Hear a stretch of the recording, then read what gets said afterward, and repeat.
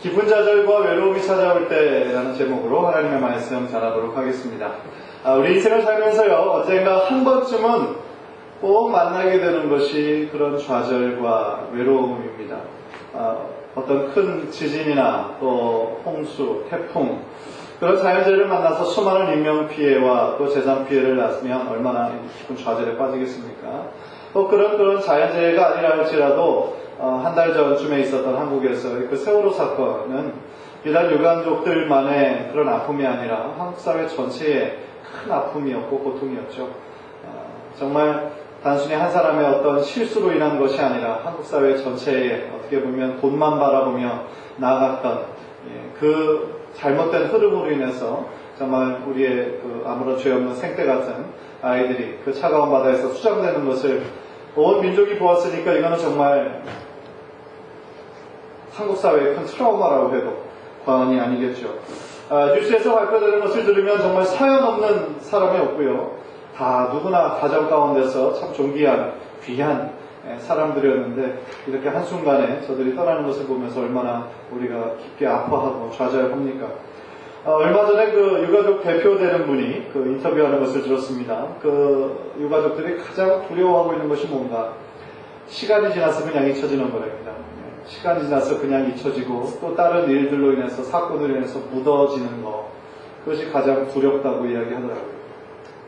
맞습니다. 그냥 잊혀져서는 안 되죠. 철저하게 진상을 규명하고 또 책임질 거는 지고, 무엇보다도 그 한국 사회가 이것으로 인해서 좀 생명경시사상과 안전불감증의 그 사회에서 좀 아주 좀 바뀌었으면 좋겠다라는 그러한 꿈을 꾸게 됩니다. 그래야 이 300명이 넘는 그러한 무고한 희생이, 죽음이 헛되지 않을 거라고 생각을 합니다.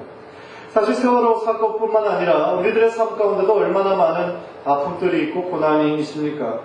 우리가 계획하는 것이 잘 안 되고 잘 막히고 꼬이고 그럴 때가 얼마나 많이 있습니까? 그럴 때 한 번, 두 번 우리가 용기를 내보다가도 또 다시 좌절하고, 또 어떤 경우는 자기 자신에게 실망이 되고 내가 이것밖에 되지 않나, 그래서 더 이상 고개를 휘는 들조차 없을 때가 또 있다라는 것이죠. 그러면 우리는 우리 자신만의 동굴로 들어가 버릴 때가 있어요. 그리고 그곳에서 철저하게 외로움과 고독감에 쌓여버릴 때가 있습니다. 세상에 자기를 위해 주는 것은 아무것도 없는 것 같고, 또 주변에 사람들은 많지만 나를 깊게 이해하고 공감해 주는 사람이 없다라는 생각이 들 때가 있죠. 더 나아가 그런 좌절감과 외로움이 깊어지면 자신의 인생까지 포기하고 싶을 정도로의 충동으로 나아가기까지 합니다. 그런데 이런 이야기가 과연 주님을 모르는 사람들에게만 해당되는 이야기일까요? 우리 크리스찬들은 오직 믿음으로 다 극복할 수 있는 것일까요? 아니, 믿음이 좋은 사람들은 절대로 이런 어려움을 만나지 않는 걸까요? 답은 그렇지 않다는 것이죠. 아무리 믿음이 좋은 사람이라 할지라도 인생의 어느 순간에는 이런 좌절과 깊은 외로움을, 고독을 느낄 때가 분명히 있다는 것입니다. 오늘 본문에 나타난 이 엘리야만 보아도 얼마나 믿음의 사람이었고 기적의 사람이었습니까? 바로 전장에서 바알 선지자, 아세라 선지자 850대 1로 맞짱 떴던 사람 아닙니까? 그죠? 그리고 그 사람들에게 맞서서 승리했던 사람이죠. 그런데 오늘 본문에서 나타난 모습을 보면 이게 어찌된 일입니까? 바로 전장에서 나타났던 그 승리의 모습은 온데간데 사라지고, 한 여인이 위협으로 말미암아, 그 살결의 위협으로 말미암아 철저하게 연약해지는 이러한 모습을 우리가 보는 거죠. 따라서 오늘 말씀을 통해서 우리 모든 인간들이 겪을 수 있는 이 인간 실존의 문제를 우리가 좀 함께 생각해 보았으면 좋겠어요.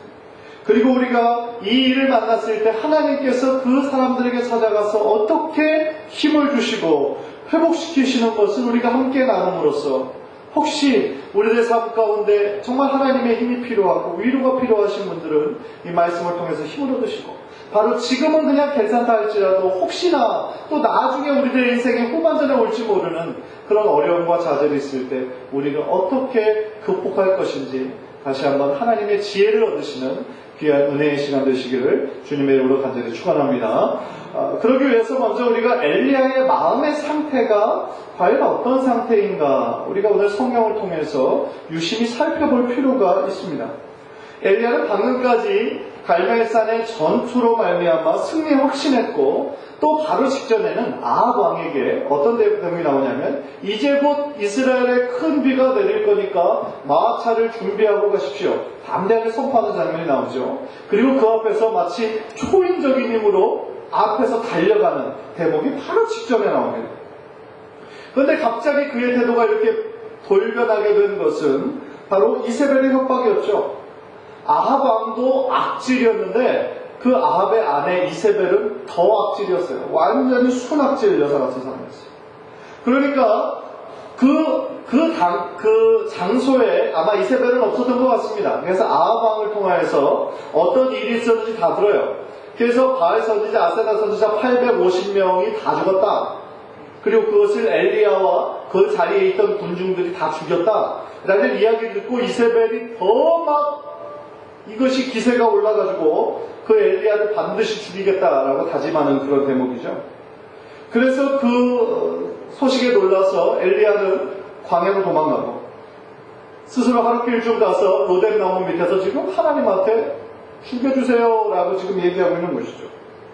그런데 한번 생각을 해봤어요. 엘리야가 과연 자신의 목숨이 위태로운 것 때문에 이렇게 하나님께 자신을 죽여달라고 애원을 하고 있는 것일까? 한번 생각해봤어요. 과연 그가 하나일까? 제가 생각해봤을 때는요, 자신의 목숨이 위태로웠던 그 상황보다 더 심각하게 엘리야는 지금 하나님께 실망한 것 같아요. 하나님께 실망했어요. 그리고 자기 자신을 돌아보니까 하나님께 혹시 버림받은 것은 아닌가 라는 생각을 했던 것 같습니다. 왜냐하면 엘리야의 생각에는요, 그 갈멜산 전투의 여수를 말미암아 어떻게 할 마음이 있었냐면은 그 이스라엘에 정말 너무나 많았던 그 바알과 아세라들을 그 섬기는 그 이방신들을 완전히 쓸어버리고 그 이스라엘이 완전히 그 순간부터 회복될 것을 기대했을 거예요. 18장을 읽어보면요, 갈멜산에서의 그 경쟁이 그 850대 1로 그 사람들만 모여서 싸운 것이 아니라 18장 21절을 보십시오. 화면을 보시면 엘리야가 모든 백성에게 가까이 나와 이르되 너희가 어느 때까지 줄 사이에서 머뭇머뭇하려느냐. 여호와가 만일 하나님이면 그를 따르고 바알이 만일 하나님이면 그를 따를지니라 하니 백성이 말 한마디도 대답하지 아니하는지라. 그러니까 그 자리에요, 이스라엘의 수많은 백성들이 과연 이것이 어떻게 될까 다 진을 치고 있었다는 거예요. 그 갈멜산 주변에 꽉 차게. 그리고 이 엘리야가 이렇게 담대하게 너희들이 하나님을 따를 것이냐 바알을 따를 것이냐라고 외칠 때 아무도 우리가 하나님을 따르겠습니다라고 외치는 사람이 없었다라는 것은 그만큼 저들이 살고 있는 그 시대에 바알과 아세라를 믿고 의지하는 경향들이 강했다라는 것을 내포하고 있는 것이죠. 그래서 어떤 일이 일어났습니까? 우리가 그 내용은 너무나 잘 알잖아요. 바알과 아세라 섬기는 자들이 먼저 막 자기네들이 자기의 신을 부르짖죠. 찾죠. 아무리 노래를 부르고 춤을 추고 어떤 발광을 가해대도 아무런 응답이 없는 거죠. 왜요? 우상이니까요. 그래서 끝내는 자기의 몸을 칼로 막 찌르면서 온 피를 막 내뿜으면서 자기의 신을 부르지 않습니까? 그때도 아무런 응답이 없는 것이죠. 생명이 아닌 우상이 무슨 응답을 할 수가 있겠어요? 그러니까 엘리야가 그 광면을 보고 비웃더니 하나님 앞에 정말 제사하고 하나님 앞에 하나님의 이름을 불렀을 때에 그 재물뿐만 아니라 그 재물 주변에 있던 모든 것들까지 다 완전히 타버렸고 또 그 대적자들이 이거 혹시 수익 아니야? 라고 할까봐 그 또랑을 파고 그 주변에 물로 흘러나게 가득 채웠던 그 모든 물까지, 도랑에 채워져 있던 물까지 완전히 핥아버렸다라고 성경은 얘기하고 있죠.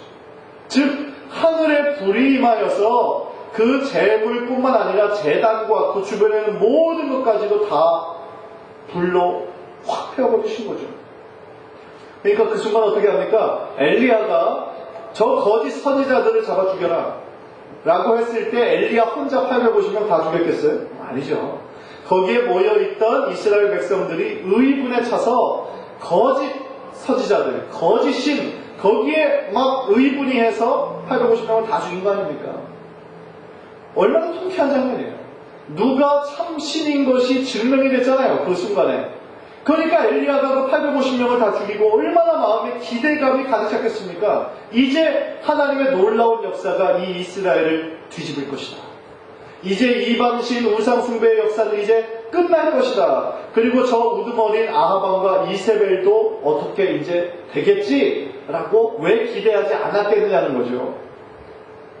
그런데 어떤 일이 일어났습니까? 아무런 일도 일어나지 않았어요. 850대 1로 바로 전에서 그렇게 엄청난 승리를 했음에도 불구하고 아하방은 여전히 건재하고 이세벨은 더 악랄하게 발광을 해야 되는 거예요. 그러니까 이 엘리야는 얼마나 요즘 말로 하면 멘붕이 온 거예요. 멘탈 붕괴가 된 거예요. 하나님의 뜻을 도저히 이해할 수가 없는 거예요. 하나님 이게 뭡니까? 내가 어제까지 그렇게 싸웠던 850대 1의 그 승리는 도대체 어디로 간 것입니까? 그러니까 결론은 하나님께서 자신을 버렸구나. 내 편은 아무도 없구나. 라는 결론에 다다르게 된 거죠. 자기를 돕는 사람은 아무도 없습니다. 그런 생각이 드니까 어떻게 된 거예요? 도망간 거죠. 그리고 자신만의 동굴로 들어가 버리는 거예요. 잠적하고 잠수를 타버리는 거죠. 왜냐하면 그곳에서는 방해받지 않고 자기 자신만의 공간이잖아요. 그런데 하나님께서는 그를 내버려 두지 아니하시고 엘리야를 찾으세요. 그리고 물으시죠. 네가 왜 여기 있느냐? 네가 왜 여기 있느냐? What are you doing here? 그 질문에 엘리야가 이렇게 대답하죠. 10절을 보면 내가 만군의 하나님 여호와께 열심히 유별하오니 이는 이스라엘 자손이 주의 언약을 버리고 주의 제단을 헐며 칼로 주의 선지자들을 죽였으며 오직 나만 남았거늘 그들이 내 생명을 찾아 빼앗으려 하나이다. 오직 나만 남았네. 오직 나만 남았습니다. 그리고 그 사람들이 내 생명도 찾아 죽이려고 하고 있습니다. 내가 하나님 앞에 이렇게 열심히 특식을 정도로 헌신하고 850대일로 싸워서 이겼는데 하나님 이게 뭡니까? 아무것도 변하지 않았습니다. 아합과 이세벨은 여전히 등등하고 나를 죽이겠답니다. 하나님 내 편은 아무도 없습니다. 오직 나만 남았습니다. 이렇게 고백하는 것이죠. 즉 엘리야는요 지금 상태가 어떻습니까? 영적인 탈진 상태에 빠진 거예요. 영적인 번아웃 상태가 되어버린 거예요. 더 이상 힘이 없어요. 소망이 없어요. 너무나 외롭고 지쳐있고 그냥 죽고만 싶은 거예요. 혹시 성도님들 지금까지 인생 사시면서 이런 마음 들 때 혹시 없으셨습니까? 영적으로 완전히 탈진해가지고요. 더 이상 소망도 없고 하나님께서 계시는 것 같지도 않고 주변에 나를 도울 수 있는 사람이 아무도 없는 것 같고 다 입술로는 사랑과 어떤 관심을 얘기하지만 다 위선자인 것 같은 그런 마음이 들 때가 혹시 없었느냐는 거죠. 이런 영적인 탈진, 번아웃은요 사실은 성도님들에게만 오는 것은 아니에요. 목회자들에게도 오고요 선교사님들에게도 오고요. 아무리 열심으로 사역하고 헌신하여도 그 열매가 아무것도 없어요. 너무 미미합니다. 혹은 믿고 의지해왔던 사람들에게 실망을 받고 상처를 받아요. 그러면 일단 영적인 탈진의 상태와 깊은 외로움에 빠질 수가 있어요. 특히 어떤 경우는 오늘 본문에서처럼 엘리야처럼 엄청난 사역의 열매를 경험했음에도 불구하고 엄청난 영적인 승리를 경험했음에도 불구하고 그것 이후에 찾아오는 커다란 허탈감이 있을 수도 있어요. 지금 엘리야처럼. 마치 어떤 대형 스타들이 어떤 가수들이 멋진 콘서트가 완전 열악 가운데 다 끝났는데 텅 빈 객석들을 바라보면서 자신의 마음에 밀려오는 어떤 허무감 같은 깊은 외로움에 빠지는 어떻게 보면 그런 경우랑 비슷하다고 할 수 있겠죠. 따라서 우리들 모두에게 예외 없이 찾아오는 이 인생의 이 감정들, 이런 감정들이 몰려올 때 우리는 어떻게 해야 되는 거죠? 먼저 무엇보다도요 우리는 이것을 마음을 품는 것이 첫 번째 스텝인 것 같아요.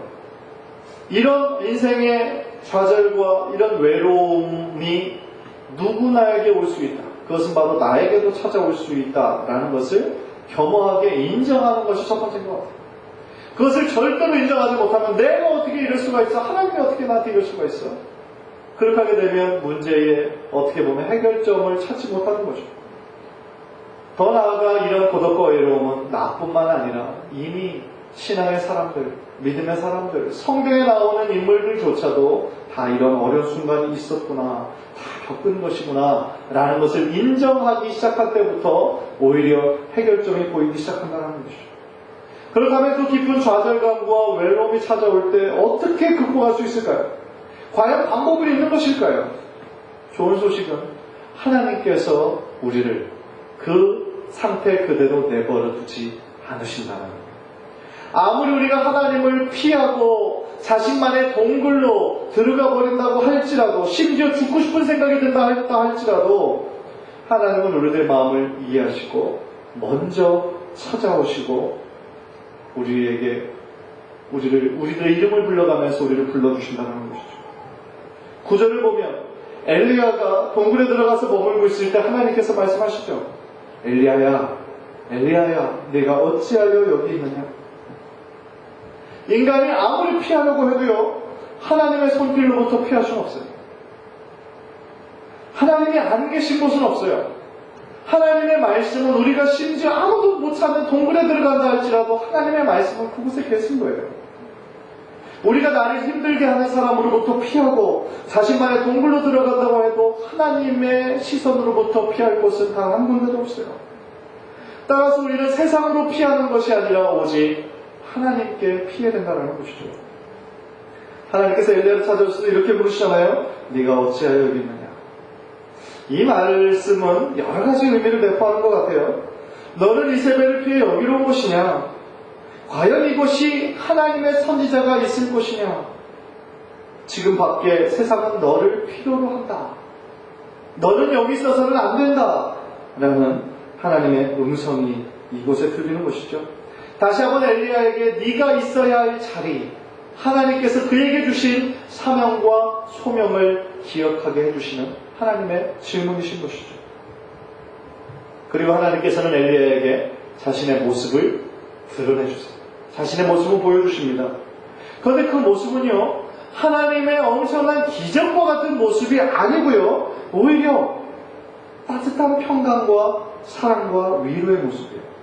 11절, 12절을 보면 크고 강한 바람과 같은 것이 지나갑니다.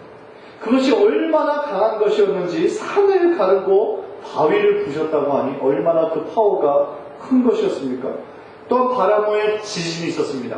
그리고 지진 후에 불이 있었는데 중요한 것은 그 가운데 하나님께서 계시지 않았어요. 근데 중요한 것은요, 하나님의 그 강한 능력이 다 지나가고 난 이후에 하나님께서는 세미한 소리로 자신을 드러내십니다. 세미한 소리로 자신의 모습을 나타내십니다. 그리고 그때 엘리야는 아무리 강한 바람과 지진과 불이 있어도 깜빡하지 않았던 사람이 세미한 소리가 임하니까 그때 직감적으로 하나님이시구나를 깨닫고 자신의 눈을 가립니다. 자신의 겉옷으로 얼굴을 가리십니다. 저는 이 구절을 보면서요, 지쳐있고 낙심해 있던 엘리야에게 이때 가장 필요한 것은 하나님의 어떤 강한 바람과 능력과 지진과 같은 그런 강한 능력이 아니라 세미한 음성으로 엘리야를 품으시는, 엘리야를 부르시는, 엘리야를 안으시는 그 하나님의 사랑과 위로가 필요한 순간이었겠구나 라는 생각을 해봅니다.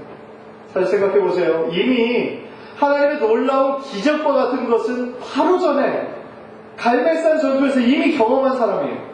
그리고 그것을 통해서 자신이 뭔가 큰 승리를 이루길 수 있을까라고 기억을 했는데 그 기대가 다 산산조각이 부서진 상태예요. 좌절과 외로움에 빠진 상태예요. 그런데 그때 다시 하나님의 능력이 어떤 지진과 천둥으로 임하는 것이 엘리야에게 임했던 것이 아니라 오히려 그 순간 엘리야에게는 하나님께서 나와 함께 하시는 거구나, 하나님께서 나를 버리신 것이 아니구나 라는 것을 깨닫게 해줄 하나님의 세미한 음성이 더 필요했던 시점이라는 것이죠. 하나님의 따뜻한 임재, 하나님의 어떤 강한 능력이 아니라 마치 어머니처럼 안아주시고 품어주시는 그 사랑과 위로가 더욱더 엘리야에게 필요했다라는 것이죠. 그렇습니다. 우리들 모두에게 이 하나님의 세미한 음성이 필요합니다. 우리가 신앙의 길을 걸어가는 데 있어서, 믿음의 길을 걸어가는 데 있어서 하나님께서 늘 우리와 함께 하신다는 그 증거가 필요한데, 그것은 때로는 하나님의 강한 능력으로 우리들에게 증거가 되기도 하겠지만, 더 많은 경우는 우리들의 내면에서 우리들에게 조용하게 들려주시는 하나님의 세밀한 음성인 것이죠. 믿음은 어디에서 옵니까? 믿음은 어디에서 옵니까? 로마서 10장 17절, 우리 화면을 보면서 다 함께 읽겠습니다. 시작. 그러므로 믿음은 들음에서 생기고 들음은 그리스도를 전하는 말씀에서 비롯됩니다. 믿음은 들음에서 오는 거예요. 믿음은 들음에서 오는 거예요. 하나님의 음성을 듣는 데서 오는 거예요. 하나님의 말씀을 듣는 데서 오는 거예요. 사랑하는 성도님들, 우리들이 혹시 마음이 다쳐졌습니까? 깊은 좌절로 인해, 외로움으로 인해 정말 하나님의 위로가 필요하신 분 계십니까?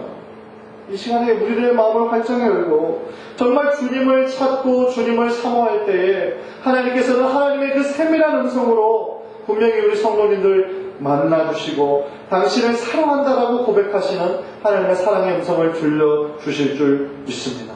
여러분의 이름을 부르시면서 세미한 음성으로 내가 너를 사랑한다. 너는 나에게 얼마나 귀한 딸인 줄 아니? 너는 얼마나 나에게 자랑스러운 아들인 줄 아니? 그렇게 확신시켜주시는, 그렇게 컨펌해 주시는 하나님의 그 세밀한 음성을 들으시고 다시 한번 그 삶의 좌절의 자리에서 다시 일어나 힘과 위로를 얻으시는 우리 귀한 성도님들 되시기를 주님의 이름으로 간절히 축원합니다. 두 번째로 하나님께서는 오직 자신만 남았다라고 외로워하고 있는 엘리야에게 아니야, 너 혼자가 아니야 라고 말씀해 주세요. 그리고 그에게 남겨진 7,000명이 있음을 말씀해 주십니다. 18절을 보십시오. 그러나 내가 이스라엘 가운데 7,000명을 남기리니 다 바알에게 무릎 꿇지 아니하고 다 바알에게 입맞추지 아니한 자니라. 참 얼마나 놀라운 말씀입니까? 지금 바알을 대적하여 목숨 걸고 싸우는 사람은 아무도 없고 자기 자신밖에 없습니다. 오직 나만 남았습니다. 라고 그렇게 철저한 외로움과 고독감에 빠져있던 그 엘리야에게 아니야, 엘리야 그렇지 않아. 네 눈에 안 보인다라고 해서 없는 것이 아니야. 내가 바알에게 무릎 꿇지 아니한, 바알에게 정말 입맞추지 아니한 순결한 하나님의 사람 7,000명을 남겨놓았어 라고 위로하시는 부분이죠. 아무리 그 당시에 부패가 심하고 배교가 심하고 이방이 정말 이방신이 관영한 시대라 할지라도 하나님께서는 그 시대의 풍토와 가치관을 따르지 않고 오직 하나님만을 순결한 마음으로 신실한 마음으로 붙잡는 하나님의 성도들을 곳곳에 숨겨놓으셨다 이 말이에요. 우리 절대로 혼자가 아니라요. 지금도 마찬가지예요. 아무리 세상이 악하고요, 점점 더 기독교의 안티들이 많아지는 것 같고요, 기독교인들이 늘어나지는 않고 점점 더 쇠퇴해지는 것 같고요, 한국교회, 이민교회 현실을 보면 참 많은 아픔들이 있고 세상의 손가락질을 받고 정말 부끄러움과 창피함이 되기도 물론 있지만 그 가운데 소망이 다 사라진 것이 아니라는 거죠. 우리들이 이렇게 하나님 앞에 신앙생활하는 것이 아무런 의미가 없는 것이 아니라는 거죠. 하나님은 지금 한국 사회에서도 하나님의 신실한 사람들을 곳곳에, 하나님의 사역자들을, 또한 하나님의 성실한 성도들을 곳곳에 심어놓으셨기 때문에 한국 사회가 안 나간다는 거죠. 우리 이민교회, 우리들 주변에 들리는 소식들, 안타까운 소식들이 너무나 많이 있지만 우리가 거기서 실망할 필요가 없는 것은 하나님께서 하나님의 신실한 사람들, 보이지는 않지만 하나님의 뜻을 따라서 하나님께 자신의 뜻을 두고 하나님 앞에 우선순위를 두는 귀한 7,000명과 같은 성도들을 곳곳에 심어놓았다라는 것을 우리가 믿음으로 바라보고 다시 한번 힘을 얻으시는 우리 귀한 성도들 되시기를 주님의 이름으로 간절히 축원합니다. 그래요, 보이지 않는다고 존재하지 않는 것이 아니에요. 보석과 같은 하나님의 사람들 곳곳에 심어놓고 하나님의 역사를 지금도 이루어가고 계신다라는 사실이죠. 그러니까 그 말씀은 뭡니까? 우리는 혼자가 아니라는 거예요. 우리들이 어떤 어려움과 실망에 빠져서 좌절하고 외로움과 고독감에 빠질 때 우리는 혼자가 아니라는 거예요. 여러분들도 다시 다른 분들의 힘으로 다시 회복되고 다시 일어날 수 있다는 거예요. 여러분들을 위해 정말 눈물로 기도하고 중보하는 수많은 믿음의 동역자들이 있다는 거예요. 세상적으로 잘 나가던 부부가 있었어요. 남편은 의사였습니다. 그리고 그 아내도 상당히 영화에 능통하고 미국의 주류 사회에 속하였던 분이에요. 잘 나갔던 분이고 참 승승장구하던 분이었습니다. 이분이 동부에서 아마 있었던 분인지 중부에 있었던 분인지, 근데 조기 은퇴를 하셨어요. 남편이 이제 의사하셨는데 조기 은퇴하시고 캘리포니아로 오셔서 아름다운 바닷가를 많은데 거기에서 최고 유명한 바닷가에 집도 최고 좋은 집을 사셔가지고 이제 자신의 어떤 은퇴, 자신의 이제 마지막을, 인생의 노년 그 길을 좀 멋지게 보내려고 하시던 한 가정이 있었어요. 그 집에 저 목사님들 다 초대하셔가지고 한번 그곳에 간 적이 있는데 너무너무 아름다워요. 그러니까 그 크기에 놀라는 것이 아니라 그 아름다운 전경에 바로 앞에 정말 바다가 있는 것 같고요. 바로 앞에 막 바다가 차강차강거리고 한 면이 이제 완전히 유리로만 이렇게 해놨는데 전경이 너무너무 예뻐요. 얘기를 듣고 보니까 그냥 자신의 인생 즐기고 돈으로 부족한 게 없으니까요. 하나하나를 다 세계 최고로만 오더를 하셨더라고요. 그래서 유리는 어디 유럽 어디에서 이거는 어디에서 다 보여주시더라고요. 그러니까 그만큼 다 정말 재정적인 거나 또 어떤 사회적인 어떤 명예나 그런 것들이 부끄러움이 없는 사람이에요. 또 남매를 두었는데 얼마나 또 공부를 잘하고 수제인지 좀 다 하버드 대학을 나왔어요. 그러니까 완전 주류 사회에 너무나 자랑할 게 많은 사람이죠. 그런데 참 인생은 알 수 없는 거죠. 하나님의 계획은 우리가 어떤 것이 하나님의 계획인지 우리는 전혀 예상할 수 없는 것이죠. 어느 순간 남편이 의사였음에도 불구하고 갑자기 돌아가셨어요. 갑자기. 전혀 예고도 없이 돌아가셨어요. 그 아내가 너무 깜짝 놀랐죠. 그래서 그때부터 이분이 이제 삶의 재미를 잃어버렸어요. 소망을 잃어버렸어요.